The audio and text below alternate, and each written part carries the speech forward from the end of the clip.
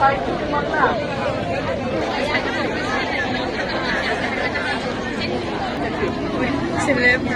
Oh, ini lagi celebrity.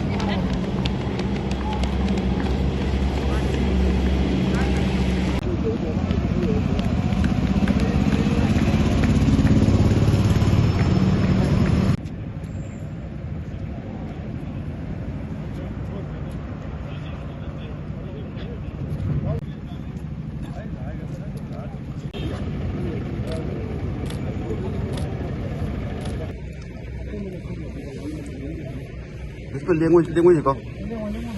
Bispa, cắt tiền đâu mà thôi à? Hai chúng ta tăng nhiều hàng mà hay. Đó mà.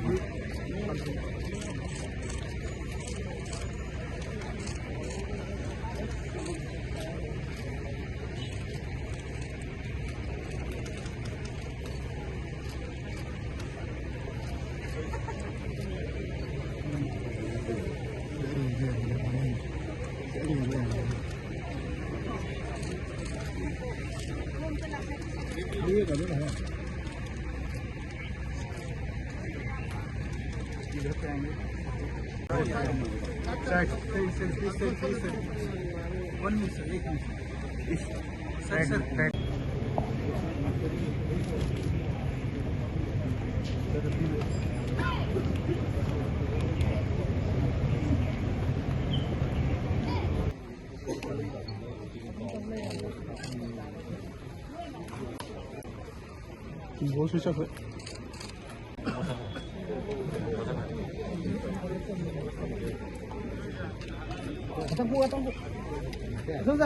phát ra đây nó khử từ đi mua nó khử từ đi phát ra đây